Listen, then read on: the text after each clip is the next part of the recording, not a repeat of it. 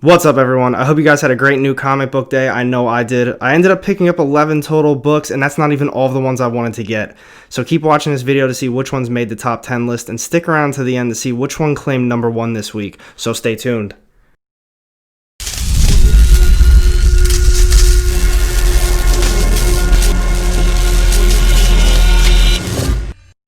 Welcome back, everyone. AR Comics here, and today I'm going to be going over my top 10 list for New Comic Book Day, December 9th, 2020. But before I get started on that, if you are new to the channel, I drop weekly comic book content, and if you want to join a community dedicated to comic books and raising awareness for mental health, then go ahead and hit that subscribe button down low and the little bell to get notified every time I drop new content. You won't regret it. And now, without further ado, let's get started on this top 10 list. So honestly, I thought this was a great new comic book day. I really enjoyed almost all of these issues that I picked up, and I wasn't even able to get everything I wanted to. I wasn't able to find AWA Studios' newest series, Bite. I didn't pre-order it and my shop didn't have it, so that's on me. But the one I did end up putting back was Power Rangers number 2. I really did like the first issue, but I have so much Power Rangers to get caught up on. I didn't want to do a disservice to myself by not reading the old stuff first. I do have the hardcovers now, so I can read it, but I didn't want to buy it and it just sit there. But as far as this list goes, the one book that I bought that did not make it was Aftershocks One Shot, Piecemeal. I'm not going to get in depth with this, I'm not really going to talk about it, but I didn't really like it. I thought the artwork was cool, but the story itself, I didn't think it was well written. I liked the horror aspect and the kind of mystery, creepy feel to it, but it just wasn't for me. I talked to a couple other people and they thought the same thing. They just didn't really follow it too well. Maybe I'm missing something, maybe I should just reread it, but as of now, I did not like it, so it did not make my top 10 list, but let's get on to the real list. First up, coming in at number 10, we've got Captain Marvel number 24. I don't know. I didn't hate this issue. I didn't like it either. I'm not really enjoying this series overall. I don't like this arc. I didn't like the last arc, but I really enjoyed the early stuff with Ripley Rhyme being introduced, Star. I really liked all of that. But now with this issue and this current arc, it's set in this post-apocalyptic future. It's got Namor's kid in it. I think his name is Ove, and I don't even remember how she got here and into this whole mess. But it's like her and her whole team, they're checking out this new Atlantis, and they're really suspicious with what's going on.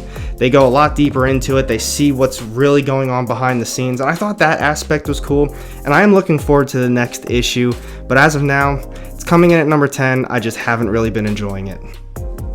And now we've got coming in at number 9, Image's brand new series, Homesick Pilots number 1. This is cover A. I thought this issue was very alright. Nothing too special about it, but it really wasn't that bad either. I liked the artwork, and I kind of liked the story. I liked the story more in the beginning before I actually knew what was really going on with it. The Homesick Pilots is a punk rock band, and they kind of have this other rival punk rock band, and you see them going back and forth the whole time, and I'm thinking, I don't know what the story is right now, but I actually really am enjoying this.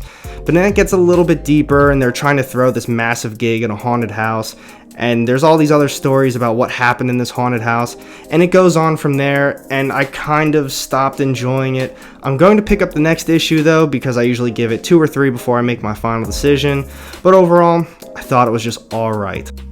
Next up, coming in at number 8, we've got Batman Black and White issue number 1. This is cover A. I like this. I thought it was really cool. It wasn't what I thought it was at all. I thought this was going to be kind of a newer Batman series. I don't know if it's even going to be an ongoing. I assume it is because it says issue 1 on it, and on the previews it didn't say anything else about it.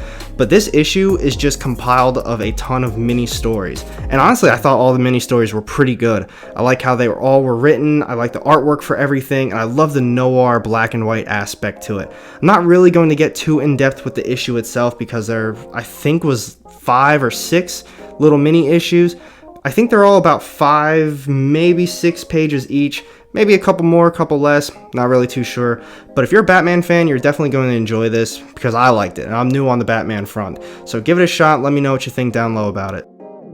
And next up, coming in at number 7, we've got J.J. Abrams' SpiderMan. This is cover A, issue number 5, the final issue of the series. Yes, it is finally wrapped up. I think it took like a whole year to tell this story, and I've got to say, it really wasn't worth it. In my opinion, I did not like the whole story. I think it took way too long to get everything going. It was probably better to span it across maybe 10-ish issues, but I'm happy they didn't because I would have ended up buying them all, and I still probably would have been disappointed in the very end.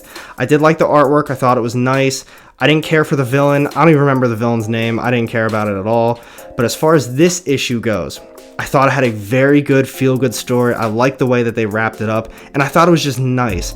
I don't want to spoil it because the whole feel-good aspect is going to give everything away, so you need to read it for yourself, or if you don't want to read it, just hit me up in the comments section and I'll talk about it.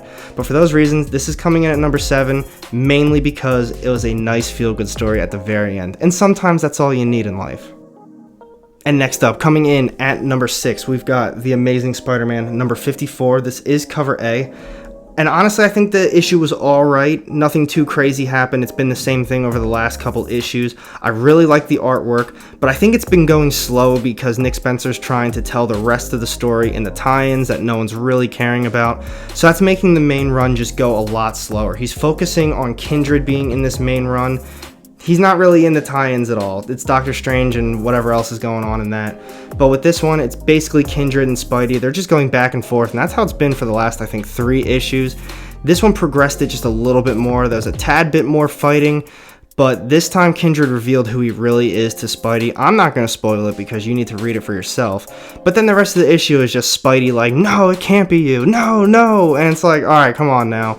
You know, we've been going back and forth for, I think, 3 issues. Let's do a little bit more. But I think this next issue is going to be very big in my opinion. I think we've progressed it enough for the climax to be happening soon. I don't know, but either way, I still love Spider-Man, and I'm actually enjoying Kindred as a character, so check it out.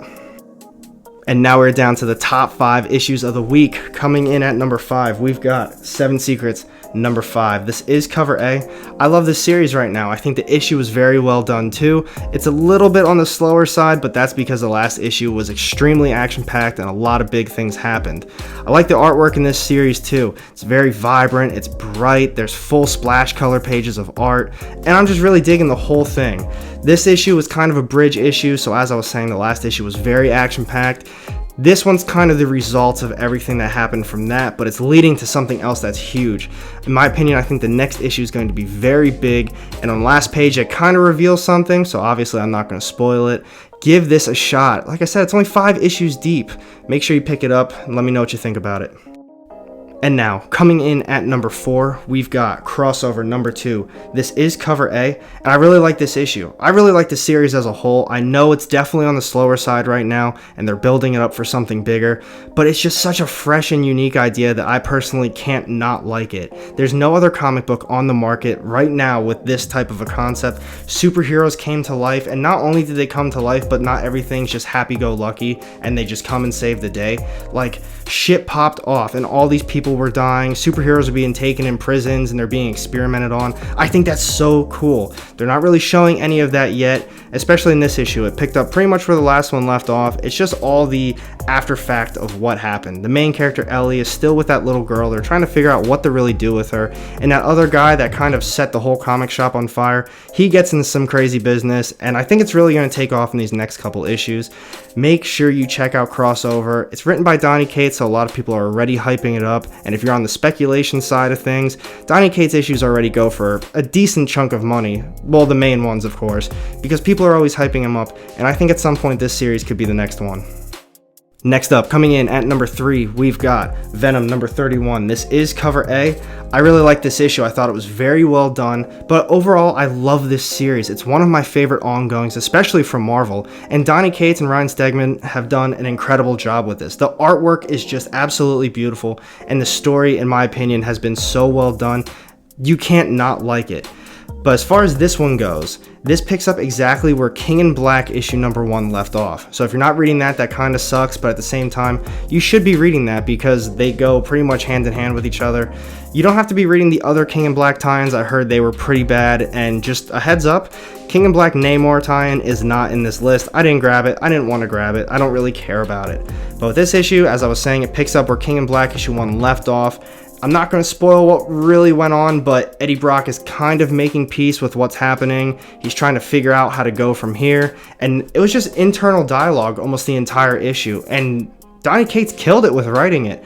Ryan Stegman, as I was saying, killed it on the artwork too. It was such a well done issue.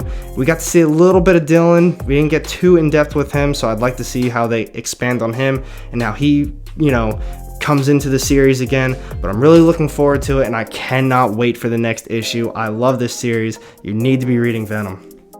And now we're down to the final 2 issues. Coming in at number 2, we've got Strange Academy, number 6. This is cover C. I love this cover. I think it's absolutely gorgeous, but cover aside, I thought the issue was very well done too.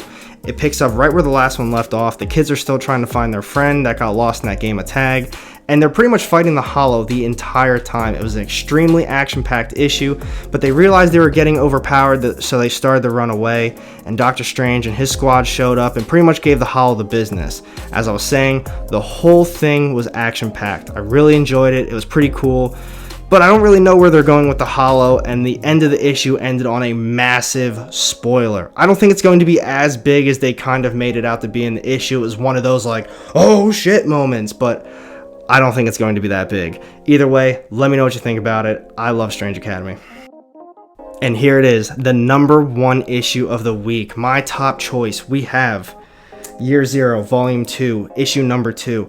I love everything about this series. I think it's incredible, and I think everybody needs to be reading this. Unless if you don't like zombies, then you probably won't.